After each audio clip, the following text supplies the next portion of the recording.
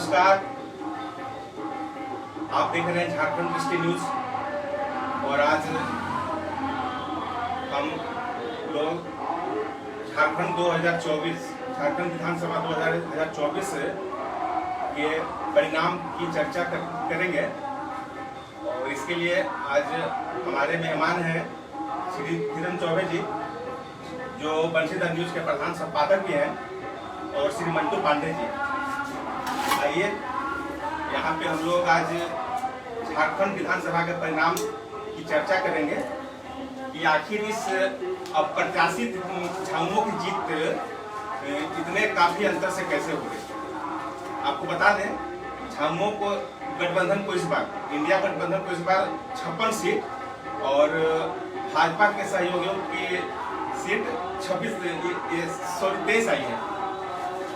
और इतना बड़ा आकर ये अंतर कैसे हो पाया, क्योंकि 2019 में काफी ये सीटों का अंतर कम था, लेकिन इस बार का जो परिणाम था वो काफी चौंकाने वाला था। तो इसके पीछे क्या झामुमो की रणनीति रही है और कि वो आगे इतना तेजी से उभर करके आया, जानने की कोशिश करते हैं श्री धीरन चौबे जी से कि भैया क्या कहेंगे इस पर। देखिए, चुनाव परिणाम अपने आप में बहुत कुछ कह रहा है। झारखंड में एक अंडर करंट था। जिस दिन झारखंड के मुख्यमंत्री हेमंत सोरेन को ईडी ने गिरफ्तार किया, वहीं से सारा गेम चेंज हो गया। झारखंडी जो जनभावना है उसके मन में यह बात घर कर गई कि कहीं न कहीं से केंद्र की जो एजेंसियां हैं वह राज्य की सरकार, राज्य की जो जन कल्याणकारी सरकार है वो उसको अस्थिर कर रही है और स्थिर कर रही है, जिसके चलते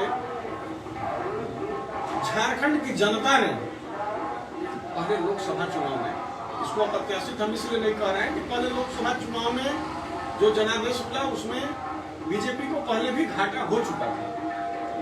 इसके बाद उनके जेल जाने के बाद जिस चंपाई सोरेन को उन्होंने सत्ता सौंपी, निकलने के बाद जब फिर सत्ता का परिवर्तन हुआ, सत्ता का क्या व्यक्ति का जब परिवर्तन हुआ, उस कुर्सी पर फिर जब हेमंत सोरेन विराजमान हुए तो चंपाई सोरेन ने बगावत करके बीजेपी का दामन थाम लिया।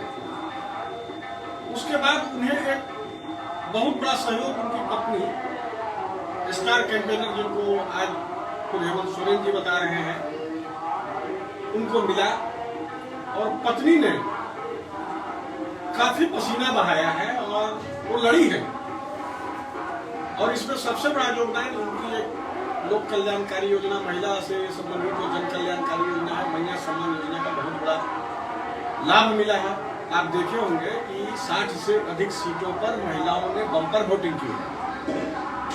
महिलाओं की वोटिंग का रुझान ही यह बताने के लिए पर्याप्त था कि आखिर महिलाओं ने इतना वोट क्यों किया और किसके लिए कर दिया।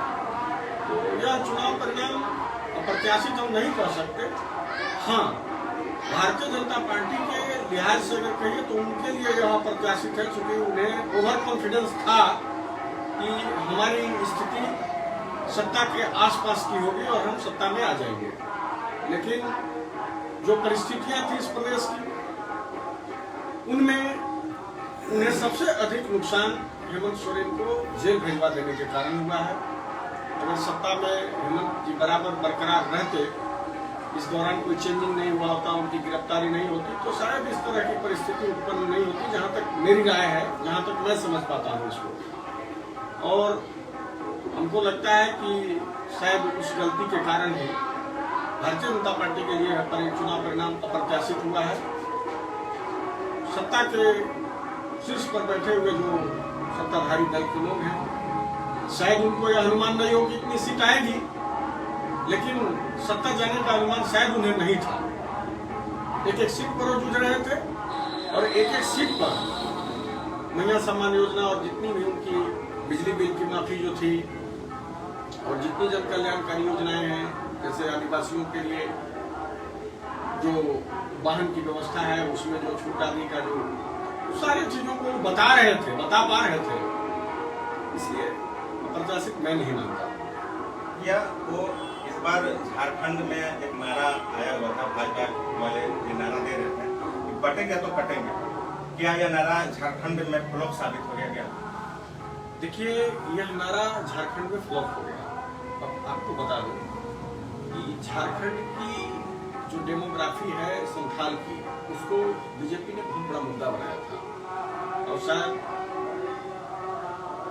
माटी बेटी और रोटी का नारा इसी को लेकर के दिया गया था कि वहाँ पर जो हमारी आदिवासी बहनें हैं उनके साथ जो कथित घुसपैठिए हैं वो शादी कर रहे हैं, और शादियां करके और यहाँ पर जो है सो अपना विस्तार कर रहे हैं, जिसके चलते उस नारे को बीजेपी ने, प्रधानमंत्री ने माटी बेटी की सरकार बनाने का आह्वान किया था, लेकिन उनका भी वह नारा यहाँ नहीं चला। आदिवासी समाज बस इस बात को मानता है कि हमारे लिए जो तात्कालिक सोचने वाला है वह सरकार चाहिए, दूरगामी के लिए वो लोग नहीं सोच पाते हैं, इसलिए उनका जादू नहीं चला। बटेंगे तो कटेंगे यह नारा तो झारखंड में बिल्कुल नहीं चला। तो जोगी जी ने यहाँ आया था, जोगी जी यहाँ आकर के इस नारे को दिए थे, एक रहेंगे, अनेक रहेंगे, एक रहेंगे, सिर्फ रहेंगे। हमारे होनारपुर विधानसभा क्षेत्र में, होनारपुर विधानसभा क्षेत्र में भी परिवर्तन हुआ, आप देख सकते हैं। यहाँ उस नारा का बहुत प्रभाव नहीं रहा। यहाँ बस लोगों ने जो तात्कालिक लाभ देखा, सरकार का जो उसके मन में ये हुआ कि चलने नहीं दिया जा रहा है, परेशान किया जा रहा है, यह धारणा लोगों के मन में जो बनी, इसके चलते इंडिया गठबंधन के जितने भी घटक दल हैं अच्छा परफॉर्मेंस उन्होंने किया है। आप देखे होंगे कि आरजेडी ने 5 सीटें जीती हैं। पिछले विधानसभा में उनकी एक सीट थी, सत्यानंद भोक्ता उसके विधायक थे और मंत्री थे। अभी उनका ग्राफ बढ़ा है। होनारपुर में काफी संख्या में स्टार प्रचारक आए थे भाजपा से। चुनाव के अंतिम दिन उत्तर प्रदेश के मुख्यमंत्री योगी आदित्यनाथ भी आए थे सभा के लिए। उनका सभा कितना असरदार रहा है होनारपुर विधानसभा क्षेत्र में? अब तो यह हम कह सकते हैं कि किसी की सभा यहाँ असरदार नहीं रही। इसका सबसे बड़ा कारण है जब आप सीट लूज कर जाते हैं तो इसके होने का और न होने का कोई मतलब नहीं रह जाता। एंटी इनकम्बेंसी था। हम अगर देखें होनारपुर विधानसभा क्षेत्र का अगर हम विश्लेषण करें तो भानु प्रताप शाही यहाँ पर 2 बार से विधायक थे और निश्चित तौर पर एंटी इनकम्बेंसी था। क्षेत्र की उपस्थिति का मामला हो, हम क्षेत्रों में जब घूमते थे क्षेत्र में जाकर के तो लोग बताते थे यदि आप अपने को बेटा कहते हैं, अपने को भाई कहते हैं, अपने को परिवार का बताते हैं तो गाड़ी के आगे सायरन बजाते हुए और गार्ड जो है सो डंडा निकाल करके बाहर जो लोगों को किनारे कर रहे हैं उसकी क्या आवश्यकता है? कोई घर में ऐसे थोड़े जाता है। घर में जाता है तो बहुत अच्छे वातावरण में जाता है, किसी को हटवा करके, किसी को डंडे से किनारे करवा कर घर में नहीं जाता है। मैंने भोलापुर वाला कोशिश हुआ, भोलापुर शहर में मैंने इस तरह का लोगों में था जिसके चलते हार हो गई। स्टार कैंपेनर तो हर चुनाव में आते ही जाते रहते हैं और सीटें भी जीतते हैं और हारती भी है सीट पार्टियां। इसका बहुत ज्यादा हम नहीं देखते हैं कि कोई होता है। मंटू पांडे जिसे जानने की कोशिश करते हैं 2024 के विधानसभा चुनाव में होनारपुर विधानसभा क्षेत्र में रोजगार का कोई मुद्दा ही नहीं रहा। इस बार पार्टियां जो हैं अपने घोषणा में रोजगार को नहीं जोड़ी, जबकि इसके पूर्व में वर्तमान विधायक भानु प्रताप शाही जी सीमेंट प्लांट और स्टील प्लांट लगाने की बात करते थे। इस पर क्या कहेंगे आप सभी को, आपके चैनल को नमस्कार। हमारे बड़े भैया वरिष्ठ पत्रकार देवेंद्र चौबे जी और आज आप चैनल में बुलाया, इसके लिए मैं बहुत बहुत धन्यवाद दूंगा। और सबसे पहले झारखंड में जो नवगठित सरकार है हेमंत सोरेन जी की, जो दोबारा आ रही है, उनको भी बधाई, उनके पूरे सहयोगियों को बधाई, सभी निर्वाचित विधायकों को बधाई। मैं भैया का बात बड़ा गहराई से सुन रहा था कि बटेंगे कटेंगे या चुनाव का परिणाम जो हुआ, भाजपा जैसे महाराष्ट्र में प्रचंड बहुमत के साथ है, लेकिन झारखंड में नहीं आ पाई। तो उसका कई कारण है। सबसे पहला कारण तो निश्चित तौर पर कि जिस तरह से ईडी सीबीआई का लगातार दुरुपयोग कहे, इसका जनता के मन में निश्चित तौर पर यह इंडिया गठबंधन घुसाने का प्रयास कर चुका कि ईडी सीबीआई का, केंद्रीय जांच एजेंसियों का केंद्र द्वारा गलत इस्तेमाल किया जा रहा है। हेमंत सोरेन जी को जेल भेजा गया, और जेल भेजना और उनकी पत्नी को राजनीतिक रूप में एक अप्रत्याशित रूप से आगे आना, निश्चित तौर पर पूरे चुनाव कल्पना सोरेन के इर्द गिर्द मंडराता रहा और वह लीड करती रही इस चुनाव को। एक चीज बहुत अच्छा देखने को मिला कि ऐसी महिला, पढ़ी लिखी महिला, आगे बढ़कर इस चुनाव कैंपेन का भागी बनी।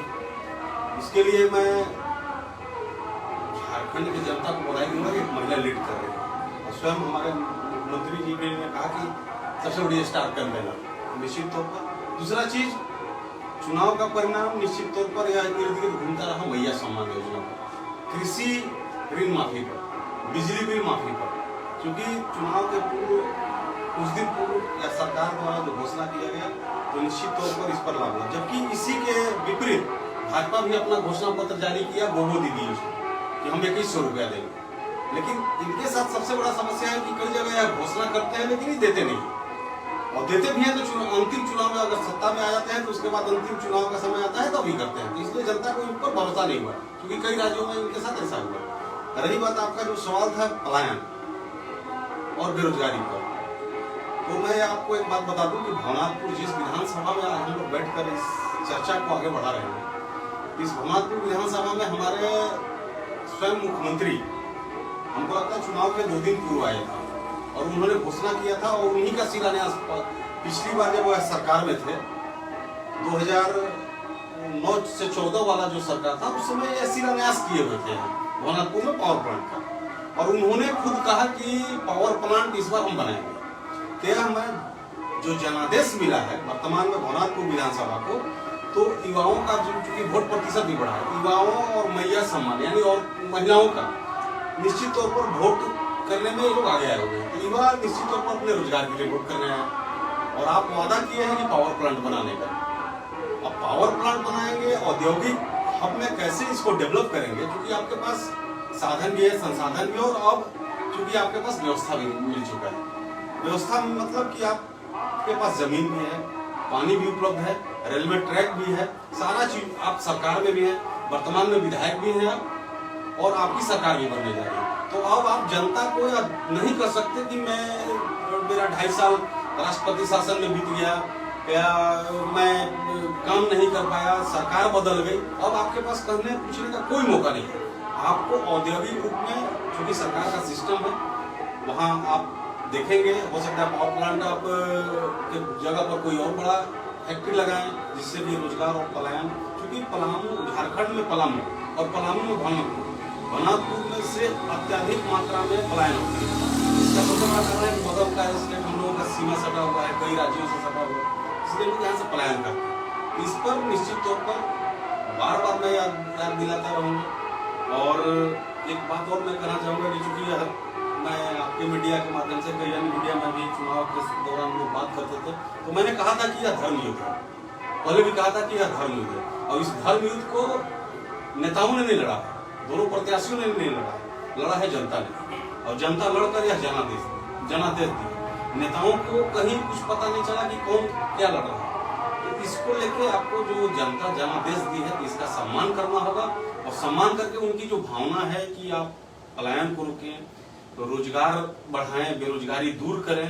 इस क्षेत्र को बाबा बंसीधर की मंदिर है, इसको कॉरिडोर, चूंकि पूर्व में मंत्री जेएमएम के मंत्री जी भी घोषणा किए हुए हैं कि बाबा बंसीधर कॉरिडोर बनेगा, तो निश्चित तौर पर यहाँ पे पर्यटक आएंगे, यहाँ के व्यवसायियों का रोजगार बढ़ेगा। तो इसको लेके आपको एक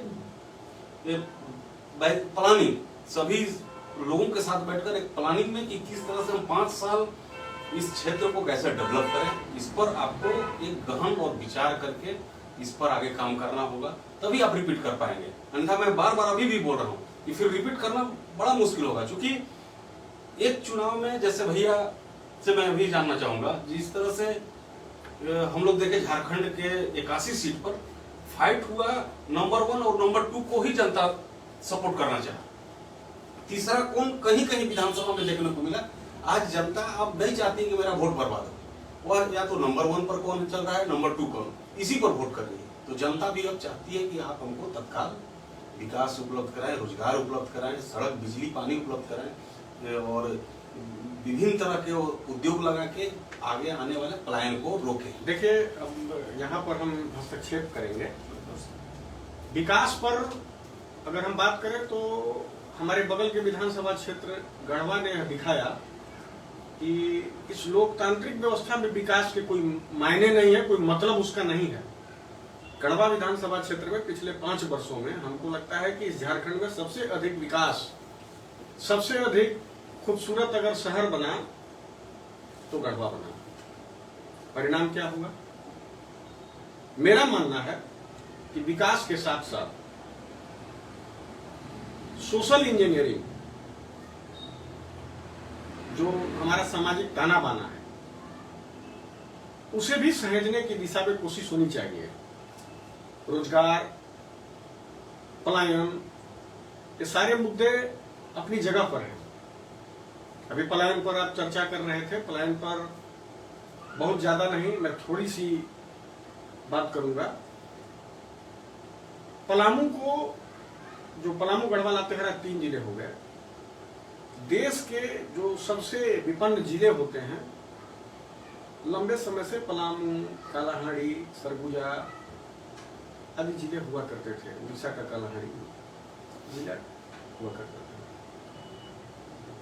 आखिर ऐसा क्यों? पलामू के पास क्या नहीं है? पलामू की जवानी में वो ताकत है कि पूरी रवानी बदल सकती है। सबसे सस्ता लेबर डिस्ट्रिक्ट पलामू को बना करके रखा गया। पलामू के लोग, आप देश के किसी कोने में जाइएगा, हाड़ तोड़ परिश्रम करके अपना वो झंडा बुलंद किए हुए हैं और उनकी वहां पर पहचान है। तो क्या पलामू में वो रह करके बदलाव नहीं कर सकते? लेकिन पलामू में वह अवसर डेवलप नहीं किया गया। एकमात्र आपके यहाँ तुलसीदामर माइंस अभी पुनर्जीवित था, 4 साल पहले वह भी बंद हो गया। अब यहाँ के जो युवा हैं, यहाँ के जो श्रमयोगी हैं, श्रमिक नहीं श्रमयोगी मैं उन्हें मानता हूं, उनकी योग साधना के बल पर ही संपूर्ण चीजें चल रही हैं। इतनी बड़ी बड़ी बिल्डिंगें बन रही हैं, उनके ही योग साधना के बल पर बन रही हैं। तो वे बेकार हो गए, उनके लिए कहीं कुछ नहीं। और इस चुनाव में तो कोई मुद्दा ही नहीं रहा, सारे मुद्दे गौण हो गए।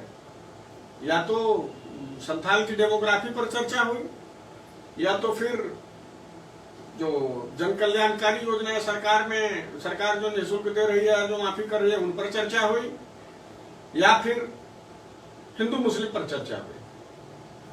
इसके अलावा किसी विषय पर चर्चा ही नहीं हुई कि आदमी को रोजगार चाहिए, तो रोजगार के लिए उनके पास क्या है। हम कह रहे हैं कि पलामू में आप बहुत बड़े कल कारखाने लगाने की स्थिति में नहीं है, तो पलामू की जो भौगोलिक स्थिति है, जो संरचना प्रकृति ने, कुदरत ने जो इसे दिया है, आप उसे पर्यटन स्थल के रूप में डेवलप कर दीजिए। मैं बता रहा हूं कि उत्तराखंड में जो लोग जाते हैं, कश्मीर में जो जाते हैं, या दूसरे टूरिस्ट प्लेस पर जो जाते हैं, वो आपके यहाँ आएंगे और आपको देंगे। तो पलामू पर तो वैसे भी किसी की नजर नहीं रहती है, वो सबसे अंतिम में है। आज अपेक्षित जिला की सूची में, आकांक्षी जिला की सूची में भारत सरकार ने शामिल किया है, लेकिन जिस गति से पलामू को रफ्तार दी जानी चाहिए, वो रफ्तार नहीं है पलामू में। तो पलामू में पलायन और पलामू का चोली-दामन का रिश्ता है। सस्ते लेबर डिस्ट्रिक्ट के रूप में हम जाने जाते हैं। यहाँ से सस्ते लेबर देश के कोने कोने में काम करते हुए आपको मिल जाएंगे। यहाँ से नाइजीरिया तक लोग यहाँ से गए हुए हैं। भाई पेट तो भरना है। अपनी सरकार अगर कुछ नहीं देगी तो सरकार के मत्थे बैठना भी नहीं है। यहाँ के लोग इतने परिश्रमी हैं, इतने उद्यमी हैं कि दूसरे जगह जाकर के अपना। हाँ, लेकिन एक चीज तब पीड़ा होती है जब हमारे मजदूर, हमारे श्रम योगी भाइयों का 100 उनका घर आता है और घर पर पूरे इस क्षेत्र में मातम पसरता है। वादे बड़े बड़े हुए, लेकिन कभी उस पर अमल नहीं हुए। अब हमको लगता है कि जो जिस तरह से स्थिर सरकार बनी है, सरकार को इन सब चीजों पर गौर करना चाहिए और यह जो कलंक लगा हुआ है पलामू पर से, इस कलंक को हटाना चाहिए। एक गढ़वा सीट से मंत्री मिथिलेश कुमार ठाकुर जी हार गए, हार के पीछे का मूल कारण क्या माना जा रहा है? देखिए, हार के पीछे अगर आप उस पर अगर बहुत गौर करें तो आज के डेट में सोशल इंजीनियरिंग गढ़वा में थोड़ा सा साधने में वो हमको लगता है कि उनसे चूक हुई है। तो सोशल इंजीनियरिंग के चलते नहीं, विकास के मामले में तो अव्वल रहे हैं। इतना 5 वर्ष में कोई पहली बार विधायक बना हो और इतना विकास किया हो, शायद हमको नहीं लगता है कि झारखंड में उस तरह का कोई विजनरी रहा होगा। लेकिन कहीं न कहीं से सोशल इंजीनियरिंग में या फिर लोगों को जिस तरह से लोगों ने जाकर के भरोसा दिया और यह विश्वास दिलाया कि हम आपके लिए काम कर रहे हैं और हम आपको अच्छी सफलता दिला पाएंगे, उन लोगों से कोई चूक हुई। लेकिन हमको नहीं लगता है कि व्यक्तिगत उनसे कोई चूक हुई होगी, इसलिए कि व्यक्तिगत संबंध निभाने के मामलों में या फिर आगे बढ़ चढ़ करके सामाजिक, सांस्कृतिक, धार्मिक किसी भी कार्यक्रम में भाग लेने में उनसे उनकी बराबरी करना बड़ा मुश्किल काम है। हम बहुत बेबाकी से और ईमानदारी से इस बात को स्वीकार कर सकते हैं। लेकिन एक सोशल इंजीनियरिंग का मामला है जिसके चलते वहाँ चुनाव में हार का सामना करना पड़ा। मंटू पांडे जी से जानने की कोशिश करेंगे। 2019 के विधानसभा चुनाव में भनातू विधानसभा क्षेत्र में पहली बार भाजपा ने ये दर्ज की। वहीं इस बार 2024 के चुनाव में झामुमो ने अपना पहला खाता खोला है। इस क्षेत्र में झामुमो की पृष्ठभूमि मजबूत नहीं रही है, क्या कहेंगे इस पर आप? निश्चित तौर पर देखिए, झामुमो का पृष्ठभूमि या भाजपा का पृष्ठभूमि बहुत हद तक निर्भर करता है विधानसभा चुनाव में लोकल वोटिंग बहुत हद तक निर्भर करता है। इसके बाद पार्टी, उसके बाद पार्टी का एजेंडा। तो निश्चित तौर पर उस समय भाजपा के हमारे विधायक के बने हुए थे पहली बार भानु प्रताप शाही जी। निश्चित तौर पर पहले से मंत्री थे, विधायक बने हुए थे अपना पार्टी से। उनका एक अपना संगठन, मजबूत संगठन था जो भाजपा के साथ मिलकर काम किए और चुनाव जीते। और जिस तरह से भैया ने कहा कि सामाजिक सोशल इंजीनियरिंग एक बहुत बड़ा फैक्टर होता है चुनाव में, बहुत बड़ा फैक्टर आज बनते जा रहा है। इसके साथ साथ इस पर भी लोगों को ध्यान देना चाहिए, क्योंकि लोकसभा चुनाव में हम लोगों ने देखा कि एक वोट बैंक, वो लोग कई तरह से गुमराह करते हैं, लेकिन वो वोट बैंक एक ही जगह शिफ्ट हुआ, वो उनका वोट बैंक नहीं रहा। वो तो उस तरह से कुछ नेताओं की भी कुछ उसमें है कमी, जो समाज को बदलने का भी कभी जैसे अभी बटेंगे कटेंगे का ये हमारा कोई मतलब नहीं होता है। ठीक है, आप कहीं चुनाव जीत जाए, इससे हमारा देश तरक्की नहीं कर पाएगा, उन्नति नहीं कर पाएगा। आपको मैं आपके चैनल के माध्यम से मैं बोलना चाहूँगा, हमारे देश के प्रधानमंत्री हैं, सशक्त प्रधानमंत्री हैं, हम जो हमारे दो का नारा लगा के कानून लागू करें, जनसंख्या नियंत्रण जरूरी है देश के लिए निश्चित तौर पर, अन्यथा यह इस तरह के नारे लगेंगे अनावश्यक समाज में। देखिए, यहाँ पर जो आप अभी जो सवाल किए बीजेपी का, इससे पहले और उसके बाद अभी जो है सो जेएमएम के विधायक थे, जेएमएम के विधायक हैं, तो इसके पीछे भी जो गढ़वा के विधायक मंत्री श्री मिथिलेश ठाकुर जी जो है, उनका बहुत बड़ा योगदान रहा है। पिछले विधानसभा चुनाव में सोगरा बीवी बसपा की कैंडिडेट थी, उनके चुनाव हारने के बाद, निर्दलीय चुनाव हारने के बाद अनंत प्रताप देव को, जो अनंत प्रताप देव और ताहिर अंसारी मतलब कहीं से कोई और छोर नहीं था, एक दूसरे के मतलब दूर विरोधी थे, उसको एक मंच पर लाना बहुत साधारण बात नहीं था। और उनको एक मंच पर ला करके एक साथ रखना करीब 5 साल तक, यह भी साधारण बात नहीं था। लेकिन उन्होंने ला करके एक साथ जोड़ा और एक साथ 5 वर्ष तक साथ रखा और यह राजी किया कि इसमें से एक व्यक्ति चुनाव लड़ेगा और वह एक व्यक्ति अनंत प्रताप देव होंगे और दूसरा जो है ताहिर अंसारी सपोर्ट करेंगे। इसको उन्होंने बरकरार रखा, बहुत बड़ी बात है। और यहाँ पर अगर जेएमएम को अगर यह सीट गया है तो उसका क्रेडिट जेएमएम के जो गढ़वा से विधायक थे उनको जाता है। और उन्होंने अब कहीं ना कहीं से इसका इफेक्ट पूरे पलामू पर पड़ा है। पलामू में जो बीजेपी की स्थिति थी पिछले विधानसभा चुनाव में, उसमें जो गिरावट आई है उसको अगर ठीक है, चुनाव गढ़वा विधानसभा से व्यक्तिगत चुनाव हार गए, लेकिन पलामू की जितनी भी सीटें हैं उसको कहीं ना कहीं से उन्होंने प्रभावित किया है। और आज जो इंडिया गठबंधन को पलामू में जो बढ़त मिला है, जो पलामू में उसे ऊर्जा मिली है, उसके पीछे कहीं ना कहीं से उनका विजन और उनका जो दृष्टि है उसका बहुत बड़ा मतलब ये है, पड़ा है, फर्क पड़ा है, उसका असर पड़ा है और हम इस रूप में इसको देखते हैं। क्या कारण रहा कि मोदी जी को गढ़वा आना पड़ा? आखिर वो तो इसके पहले पलामू आया करते थे, इसके पहले वो 3 बार पलामू आ चुके हैं, लेकिन आखिर क्या ऐसा रहा? आप एक पत्रकार के अगर यदि आप इस बात को पूछिएगा तो लोकसभा चुनाव में वो अब तक आते रहे और लोकसभा चुनाव में पलामू चूंकि संसदीय क्षेत्र का मुख्यालय हुआ करता है तो वहां पर वो आते थे, विधानसभा में भी वो आए हैं वहां पर। लेकिन अब लोकतंत्र है, आने जाने के लिए लोगों का रास्ता बराबर खुला है, कौन कहाँ आएगा, कहाँ जाएगा, किस रूप में साधेगा, वो चलते हैं। सर्कस में हर प्रकार के तीर रहते हैं, हम आए और हम आपको बता रहे हैं कहीं ना कहीं उनको लगा क्या गढ़वा जो केंद्र में पड़ता है, इससे हम सब कुछ साध लेंगे। लेकिन निश्चित गढ़वा को छोड़ करके और पलामू लातेहार को छोड़ करके बाकी साधने में सफल नहीं हुए।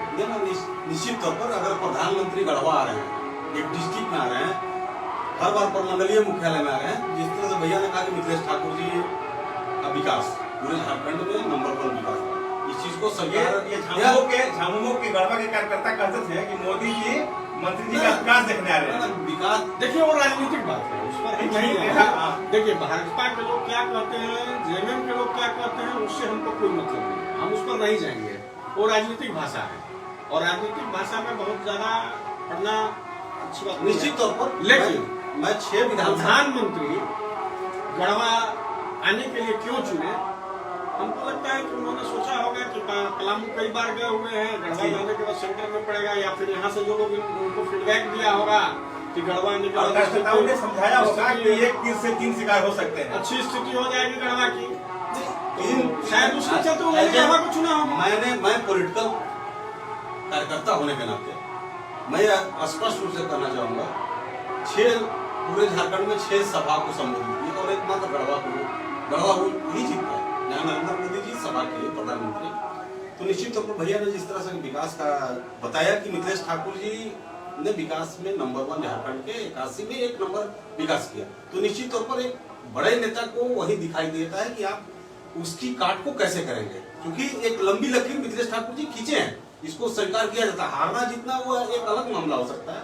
तो प्रधानमंत्री भी सोचे कि आज यहाँ से हम इस चीज को आगाज करते हैं ताकि इसका कुछ असर पड़े, और निश्चित तौर पर असर दिखा। बहुत ज्यादा आपको बता रहे हैं कि प्रधानमंत्री के आने से गढ़वा की सीट पर फर्क पड़ा है, ऐसा मैं नहीं मानता हूँ, बिल्कुल साफ शब्दों में। वह गढ़वा के जो विधानसभा का जो सिनारियो था वो चेंज था, और उसमें सबसे बड़ा फैक्टर सोशल इंजीनियरिंग का ही मैं मानता हूँ। लखनऊ की घटना, इसके बाद भंडरिया की घटना, पूरे प्रदेश में दुर्गा पूजा में शांति रही, मूर्ति विसर्जन में कहीं कोई बवाल नहीं हुआ, केवल एक गढ़वा में ही उसे सुलगा दिया गया, और वह इस कदर सुलगा कि यहाँ का जो सोशल इंजीनियरिंग जो था उस पर कहीं ना कहीं से थोड़ा सा इफेक्ट पड़ा। अंतिम तक चुनाव के दौर में तड़के में एक घटना हुई, उस घटना का भी बहुत बड़ा योगदान है। जिस मेराल से बीजेपी को लीडिंग हुई है, वहां से यह मान करके दूसरे लोग चलते थे कि वहां से किसकी लीडिंग होगी, लेकिन तड़के की घटना ने हमको लगता है कि वहां भी चेंज कर दिया। तो इसको प्रधानमंत्री के आगमन से नहीं हम जोड़ सकते कि प्रधानमंत्री के आगमन से गढ़वा की सीट पर जो है पर्टिकुलर सीट पर कोई असर पड़ा है। प्रधानमंत्री आए, वो अपना कार्यक्रम में जो उनको अपनी बात कहनी थी वो कहे और पूरे जबकि प्रधानमंत्री स्वयं के लिए बोले। प्रधानमंत्री स्वयं इस बात को भी उठाए।